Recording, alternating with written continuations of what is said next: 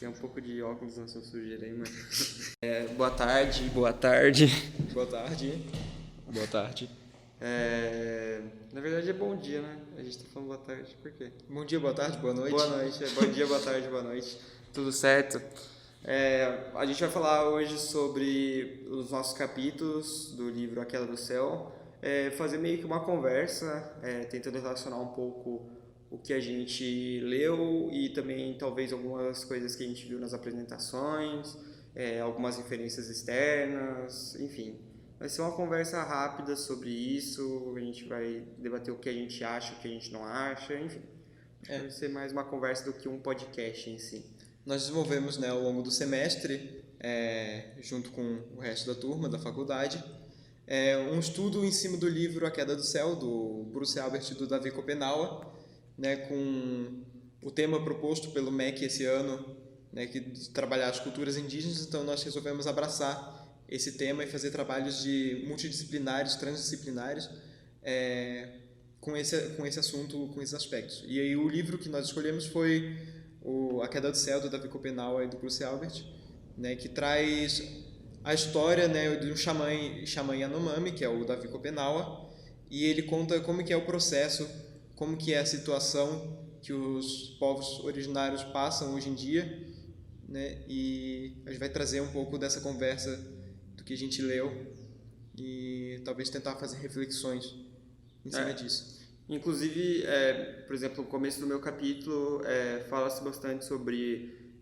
a dualidade entre o Mama e o Azi, que fica bem clara isso durante o capítulo inteiro. E eu acho que diferente um pouco dos outros capítulos, o meu tem muito um tom de narrativa, assim, ele é como se fosse uma história bem curtinha, sabe? Parece que até vai ter moral da história no final, assim, porque é um negócio bem formatado, parece uma história infantil. E eu acho que é um capítulo super light, tem pouquíssimas páginas também, inclusive deu briga até na sala com ela disse, tá brincando. Mas a dualidade entre o Mama e o Azi, ela fica bem clara desde o começo, porque eles criam essa ideia de que o Mama é tudo que é bom e o Azi é tudo que é ruim.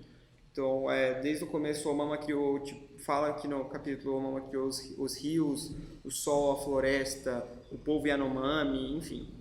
E o Azi trouxe as doenças, trouxe a mortalidade humana. Então, toda essa concepção que você tem dessa dualidade é que um é completamente péssimo e o outro é completamente bom. E é isso, e não tem uma justificativa de mudança. É isso, da onde que... de como que isso surge, tipo, qual que é a ideia, da onde que isso vem e tal. E eu acho legal isso, ter esse meio que criacionismo dele, né? Porque mostra como que para eles a religião não é algo só unificada, né? Não é um pensamento de um único ser, não é um pensamento só de um povo, porque existem diversas outras religiões que também têm essa dualidade, né? De Deus e o diabo também, ou sei lá, até grego você pega tipo os deuses e semideuses também e sei lá, é bem essa dualidade de que lá eu acho que até é um pouco mais referencial, porque os deuses são mais voltados à ideia do homem, né? O homem que eles estão iguais ao homem, mas tem muito disso, né? De que alguns deuses são mais puros que outros. E ainda também tem a própria dualidade, né, entre os deuses e os titãs, né, que teve a Era dos Deuses, a Era dos Titãs. Os titãs eram ruins, né, e foram... os deuses depuseram eles, né? Sim. Zeus matou Cronos. Tem toda essa questão sempre do bem e o mal, né, presente em outras culturas, outras religiões, que trazem essa dualidade também. Então é muito interessante ver que não importa o lugar de onde os povos vêm, a cultura que eles têm, sempre tem essa presença muito forte, né? Sim. Da dualidade entre o bem e o mal, quem criou as coisas boas, quem criou as coisas ruins, né? Como você mesmo citou no cristianismo, Deus e diabo, que Deus criou o mundo como ele é, né? E aí o diabo veio e corrompeu a criação de Deus. É muito interessante pensar, comparando, né, essa cultura com a cultura de outros povos e de outras religiões que nós temos. Sim, e se você pega, por exemplo, também tem uma própria dualidade que o o livro deixa meio que imposto, assim, não é uma coisa que ele mostre de cara, mas você pega, assim, através da leitura, que é a do povo Yanomami e os brancos, né? Tem muito essa dualidade também de que os brancos também trazem tudo de ruim, né? Trouxeram as indústrias que tem a poluição e tal, as doenças, a epidemia Shawara, né? Que também tem, que é muito citada, e o povo Yanomami meio que se sente desesperado por isso, né? Porque é algo que não está nas mãos deles, né? Eles não têm o que fazer quanto a isso, né? Quantas pessoas não morreram por causa dessas epidemias, doenças que os brancos trouxeram? Então, também é imposta a dualidade. E eu acho engraçado até, no livro é até legal de ver isso, como que eles, algumas das coisas são bem metafóricas, assim, tem uma parte, por exemplo, do meu capítulo que fala que o Mama criou um metal também, ela que fez o metal e eles puderam fazer as primeiras ferramentas de metais. E se você pega depois, mais pra frente, fala um pouco de como que era a vida deles antes das ferramentas de metal, né? De como que eles usavam, por exemplo, frutas que eram o caroço era espinhoso para usar de pente de cabelo, usavam espinhos de peixe para fazer anzóis, e, enfim, eles se viravam com o que eles conseguiam, até o Mama supostamente dar o metal para eles e eles conseguirem fazer. Então olha que bacana isso, né? Como é que pode? Tipo, através do Deus deles, eles conseguiram as primeiras ferramentas. Isso é muito legal de ver, né? Como que é essa construção do livro, como que ele mostra pra gente que aos poucos, parece que vão sendo recompensados, assim, parece que a vida deles vai evoluindo aos poucos mesmo, e a gente está acompanhando isso de cara a cara, assim, é bem legal. E também é interessante esse ponto que você colocou, né, da dualidade entre o indígena e o homem branco, que eles precisam permanecer nessa luta, as desgraças que o homem branco trouxe para esses povos originários, eles precisam permanecer na luta até hoje. Se você pegar, tem uma entrevista, por exemplo, do Davi Copenau para o Roda Viva na década de 90, né, que ele foi para o Roda Viva, e aí ele coloca lá as pautas que eles estão lutando, e aí se você pegar a Queda do Céu, que já é da década de 2010, tem as mesmas reclamações ainda. Se você pegar agora, que a gente já está na década de 2020, tem as mesmas reclamações ainda. Não importa quantos povos originários lutam para demarcar suas terras, eles não conseguem passar esse entrave, né, que representa a bancada ruralista do nosso país, a bancada religiosa. Todas essas pessoas da política que têm seus próprios interesses no agronegócio e destroem as terras indígenas, né? Um problema que eles estão enfrentando muito ultimamente, tanto com a expansão da fronteira agrícola, como também as queimadas, né, que estão acontecendo nesse ano, em quantidade maior do que acontece em anos anteriores, e estão devastando as terras, né? E eles têm que permanecer nessa luta até hoje, tudo derivado dessa relação com o homem branco que eles trouxeram. Sim, inclusive tem dados, né, de que outubro foi o mês, de todos os outubros da história, esse outubro foi o que mais teve queimadas, né? Foi de longe o maior. E é meio assustador, né, a gente pensar como que para eles tipo um direito de espaço, sabe? Eles só precisam de uma demarcação de uma linha imaginária e para eles já ia ser ótimo isso. E como é uma luta que tipo não rola, não acontece e não vai para frente nunca isso, mesmo eles correndo atrás pra caramba, isso nunca vai para frente. Inclusive não é só com o povo Yanomami, qualquer outra demarcação indígena. A gente teve também algumas pesquisas sobre tribo Krenak, né, também, da Uitro Krenak, e é a mesma situação para eles também, como isso ocorre, mesmo sendo completamente opostos no Brasil, tribo Krenak aqui em Minas Gerais, e como é a mesma luta que eles correm, né, é a mesma luta que eles estão procurando também de ter esse espaço. E é um negócio, né? Eles estão, enquanto os fazendeiros estão lá interessados só em fazer mais dinheiro e mais dinheiro, eles estão lutando pela sobrevivência. Eles querem garantir o espaço necessário para a subsistência das suas comunidades. Inclusive, o Davi Copenau trata isso no livro, né? Ele conta pra gente como são os rituais que passam, né? O ritual de iniciação xamânica, quando o jovem está sendo iniciado. Conta como são diversos rituais, como é o modo de vida deles, né? E dá pra gente ter uma noção do espaço que eles precisam para executar essas suas atividades, né? Para você garantir a terra ancestral deles, né? Existem outros povos aí ao redor do mundo que tiveram organizações internacionais garantindo a terra ancestral da religião deles, né? Inclusive tirando outros povos do lugar para garantir o direito dessa terra ancestral. E quando a gente chega aqui no Brasil, né, os nossos povos originários que deram origem à nossa mistura de raças que temos no Brasil, né, construíram o nosso país, não tem esse direito e vão perdendo cada vez mais, né? A gente tem a Fundação Nacional de Amparo ao Indígena, né, a FUNAI, que não atende os interesses dos indígenas, né? Ela tem cada vez mais esse problema devido à política, né?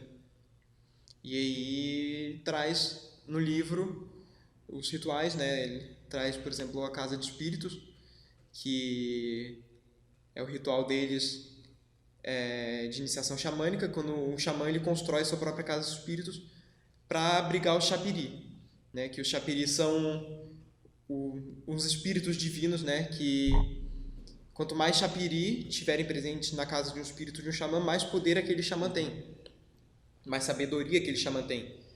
E para que isso aconteça, né, é necessário que ele consuma o pó de Iacoana, que é uma substância enteógena, né? Uma substância enteógena é uma substância que eleva a pessoa ao estado xamânico. Sim, é bom a gente comentar que é diferente de alucinógeno, né? Que eu mesmo cometi esse erro na aula, achando que era alucinógeno e é enteógeno, né, que fala? Enteógeno é um termo mais adequado, né?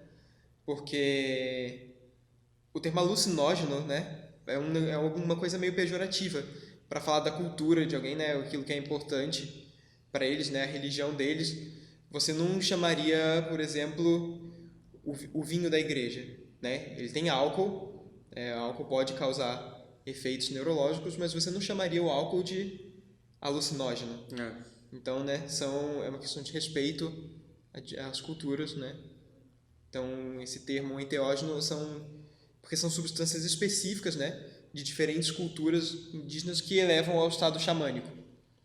E aí ele conta pra gente como ocorre a construção da Casa de Espíritos, que os xamãs dançam na clareira para expulsar os maus espíritos, né? De novo essa dualidade entre o bom e o mal, né? O Xapiri são os espíritos bons que vão dar o poder ao xamã, e antes de convidar o Xapiri, eles têm que expulsar os espíritos ruins da clareira, né? E eles vão construindo essa casa ao longo da sua vida, com o uso do pó de Iacoana, né? Eles têm que cultivar a relação com o Xapiri, perdão, assim como eles cultivam a relação com a terra, né? E com esse desmatamento, essa destruição das terras que ocorre, eles cada vez mais perdem direito a isso. Perdem direito ao cultivo da terra, perdem o direito aos seus rituais, né? Eles não têm mais o espaço para realizar todas as atividades culturais deles. E eu acho uma outra coisa que também acho que fala muito sobre isso no meu capítulo, que eu vejo que o seu capítulo é qual o número mesmo? Que é o capítulo 6. O meu é o capítulo 2 e o seu é o 6, né? E a gente acaba até nem percebendo isso, mesmo sendo um pouco distante, tem bastante coisa em comum, né? Que fala, você estava falando mesmo do pó de Iacoana e desse ritual que eles têm. O meu capítulo chama o primeiro xamã, então fala sobre essa criação, de como a Mama criou o primeiro xamã, de como isso foi feito, e ele queria que o primeiro xamã tivesse essa relação com os Xapiri, né? Ele já pudesse ter essa conexão com a floresta, com os espíritos, né, que habitam essa floresta, e de acontecer meio que essa conexão não só de espaço, mas de pessoa para espírito, né? De essa conexão humana com o espírito em si. E uma coisa que eu acho que é muito curiosa é que no final do capítulo, inclusive, fala que o Mama criou os brancos, né? E o quão isso é louco, né? Eles acabam falando que os brancos trouxeram a maioria das coisas ruins, né, para eles, mas mesmo assim eles protegem os brancos. Eles mesmos falam que protegem os brancos porque eles são também parte da criação de Omama. Então, para eles, eles teriam todo o direito de não querer ter uma relação direta com os brancos, né, por ter todo esse desmatamento e tal. Só que, inclusive em outros documentários pequenos que teve com a tribo dos Yanomami, você vê essa relação que eles têm com os brancos, que é muito legal. No próprio documentário, o próprio apresentador ele é muito recepcionado por eles, e eu acho curiosa essa conexão que eles também fizeram com o pessoal da tribo e tal. O próprio Bruce Albert, que registrou as palavras do Davi Copenau, é um homem branco. Sim. Né? E é muito legal como o livro é totalmente interligado, né? Muito bem costurado. Se você pegar o capítulo 1, ele é completamente interligado com o capítulo 10. Parece que se você for do capítulo 1 para o capítulo 10, você não se perde, porque a história é muito bem conectada. E é interessante como isso reflete a própria sociedade indígena, né? Como nós vimos em palestras, né, ao longo do semestre, com o Timei Assurini, por exemplo, como eles falam que todo aspecto da vida dos povos indígenas é interligado ao espírito.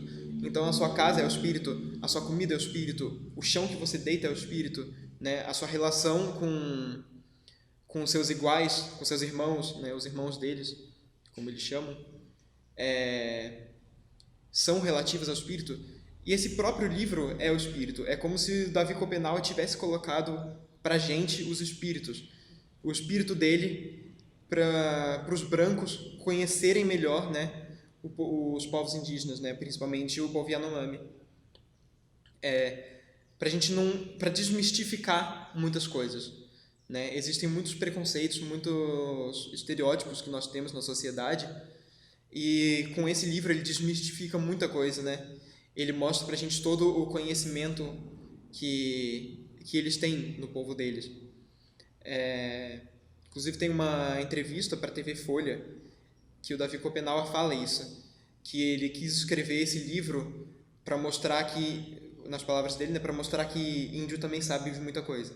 Sim, e eu ia comentar sobre isso também, que além de ser para mostrar a luta deles, né, é para isso, né, para desmistificar um pouco de como é a cultura deles. Por mais que seja diferente da nossa, não é tão distante, né? Eu acho legal como a construção de sociedade deles não é tão distante da nossa, se a gente for ver. É lógico que em escala, né, tem muita diferença, só que eles têm a vida comum deles, porque é igual o outro vídeo que a gente acabou vendo, que fala sobre... a gente tem essa ideia, por exemplo, de que indígena sempre anda com o rosto pintado e tal, e isso a gente descobre que é algo que só acontece em rituais ou eventos específicos, né, eventos importantes, que não é todos os dias que eles andam assim. E eu, pelo menos, até ver esse vídeo, eu não fazia ideia disso, e é muito legal, tipo, ter essa desmistificação disso, da gente quebrar esses preconceitos que a gente tem, né? Porque tem muita gente também que acha que indígena é fantasia, né? Vai pro carnaval vestido de índio. E as pessoas fazem essas pinturas no rosto sem saber que aquilo é um traço da religião deles, né? Sim, da espiritualidade deles. Como você citou, as pinturas só são utilizadas nos rituais. Sim, elas não são utilizadas no cotidiano. Então, essas pessoas elas estão pegando elementos religiosos da cultura indígena e banalizando. Banalizando isso. É como se a gente fizer um paralelo, como quando elementos são elementos da cultura cristã, por exemplo, né, são utilizados de forma banalizada, existe todo um fuzuê que é causado na sociedade. Um exemplo é aquele vídeo do Porta dos Fundos, do Natal, de Natal, especial de Natal do Porta dos Fundos, que eles fazem piada com a religião cristã, né? Fazem piada com Deus. E eles levaram vários processos em cima disso, né? De várias figuras públicas, teve a maior repercussão. E quando a gente vê todo mundo fazendo isso com a cultura indígena, ninguém Não liga. acontece nada. As pessoas acham que é normal. E se alguém reclama, se uma pessoa indígena reclama, eles falam, mas é só uma fantasia. Só que não é uma fantasia. Você não vai para o carnaval fantasiado de padre, você não vai para o carnaval fantasiado de papa, né? Sim. E por que você iria para o carnaval fantasiado de xamã? É uma falta de respeito enorme, né? E inclusive, além de banalizar não só a cultura deles, banaliza também muito a luta deles, né? Mostra como o dia a dia deles, eles usam essas coisas, os rituais, justamente para elevar o estado de espírito deles, para ter essa relação, conexão com, no caso dos Yanomami, né? Ter essa conexão com os espíritos. E além de você banalizar todo esse ritual deles e tal, você está banalizando toda a luta que eles têm pelo espaço deles, pela cultura deles, para ela ser reconhecida, né? Eu acho que tem muita gente que ainda precisa tirar esses preconceitos, né? Tirar essas ideias, sentar, assistir alguns documentários, falar com gente que participa disso, que está ativamente nisso. E eu também espero que essa conversa também chegue em algumas pessoas que acreditam ainda nisso, né? E que também ajude as pessoas que já sabem disso, possam compartilhar com outras pessoas também. E isso que você trouxe é muito interessante, porque quando esse trabalho foi proposto no começo do semestre, eu fui uma das pessoas que ficaram com o pé atrás, né? Com isso que trabalhar com esse tema devia ser chato, né? Porque o que a gente sabe é o que a mídia mostra pra gente, né? É o estereótipo que é vendido pra gente, e sendo que é um negócio infinitamente mais profundo. Então, quando eu comecei a ler A Queda do Céu, eu tava assim, muito relutante para ler. E aí, quando eu comecei a ler, quando eu passei assim das 10 primeiras páginas, eu não quis parar mais. É um universo que se abre, é como se abrisse seus olhos, né? Você estivesse rompendo essa barreira da ignorância, a ignorância que todos nós temos em relação aos povos indígenas, né? O que a gente aprende sobre eles é só o que a gente vê nas aulas de história no colégio, né? Das trocas, do escâmbio que tinha entre os indígenas e os portugueses quando chegaram aqui. Depois a gente não vê mais nada, a gente não aprende sobre a cultura deles, a gente não aprende sobre os rituais deles, a gente não aprende sobre os conhecimentos que eles têm, né? E quando a gente tem contato com isso, né, dessa forma, né, que no começo foi forçado, mas depois se tornou muito prazeroso, muito instigante, né, trabalhar com isso, rever todos os preconceitos que eu carregava, né, de toda a formação social que a gente traz, e como a gente vai desconstruindo isso, e como é essencial ouvir os indígenas para isso, né? Sim. Não só os indígenas, outros povos também, né? Pessoas pretas em relação ao racismo, né?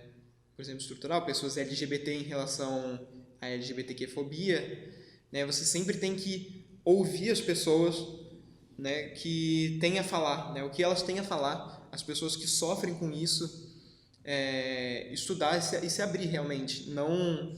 A gente não pode vir com preconceito e ficar fechado, né? Você tem que estar disposto a aprender, e uma vez que você aprende, você fica repensando todo o seu passado, como você negligenciou isso por tanto tempo, né?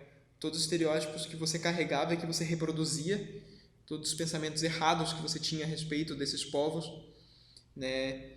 E isso eu acho que o livro da Vicopenal cumpre totalmente a função que ele queria que cumprisse, né? De abrir os olhos das pessoas brancas, né, principalmente, conscientizar a população sobre o conhecimento deles, sobre a vida deles, porque só o que a gente vê é sempre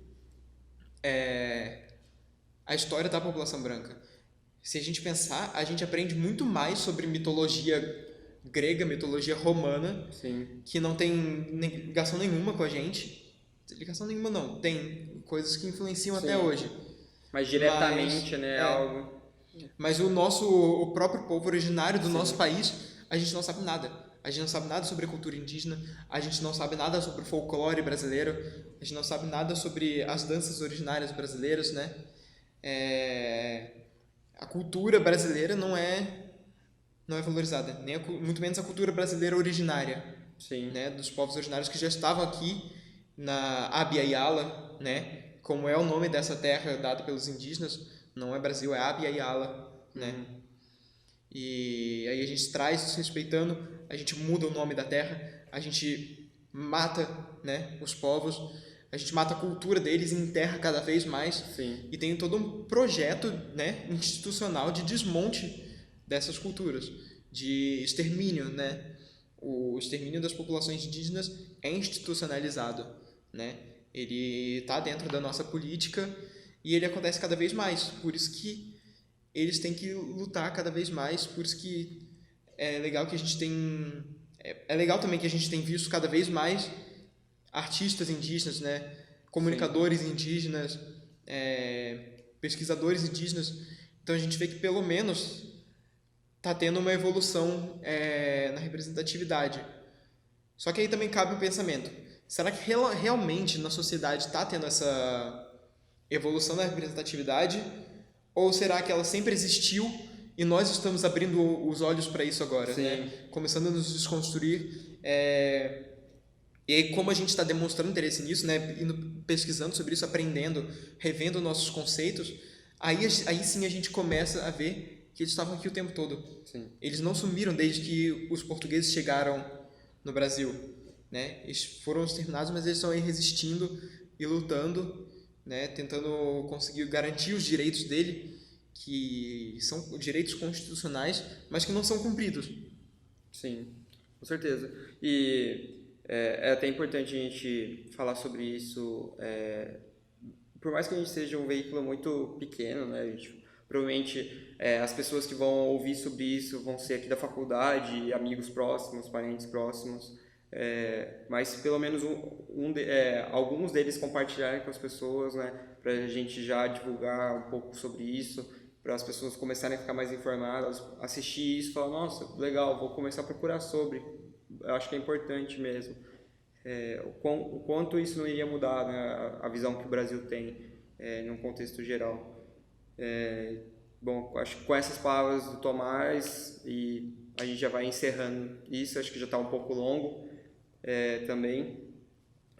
Agradeço também pela disponibilidade do Tomás e também do nosso professor Lucas, que está aí por trás das câmeras, por ter vindo até aqui gravar com a gente.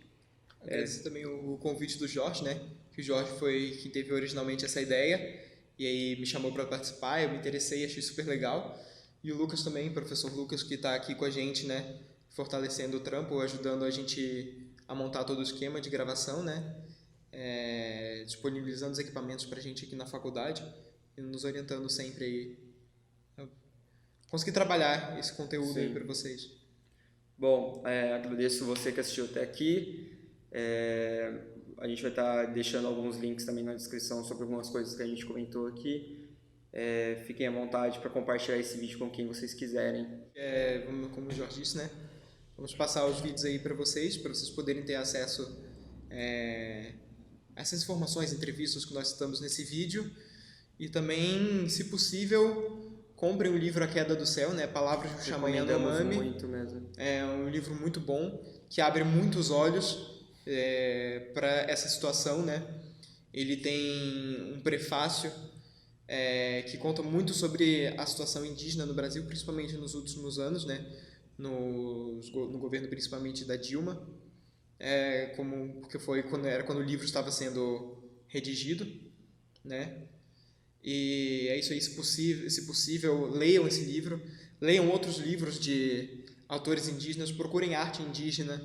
Existem muitas pessoas, muitos indígenas que fazem arte contemporânea, que produzem música, tem toda essa produção e a gente não sabe, e é essencial trazer isso para o nosso dia a dia. Eu vou deixar também na descrição alguns artistas que eu acompanho e acho legal também, artistas indígenas contemporâneos. Vou pegar algumas referências do Tomás que ele tem também, e a gente deixa na descrição para quem quiser acessar e curtir o trabalho deles. Tem um projeto também, por exemplo, que tem outras turmas da nossa faculdade fazendo, um chamado Originário Feminino no Instagram, que ele trata só sobre artistas indígenas mulheres e a visão de feminilidade delas, né? Então, tem diversos temas, né? Eles não se atêm só à luta indígena, né? Também trazendo temas feministas dentro do povo indígena. Uhum. Então, é isso aí. Vamos disponibilizar diversos conteúdos para vocês que também querem, né, mergulhar um pouco mais nisso, abrir os olhos, né, conhecer mais e rever os próprios conceitos. E é isso então, gente. Obrigadão. Obrigado. Até uma próxima.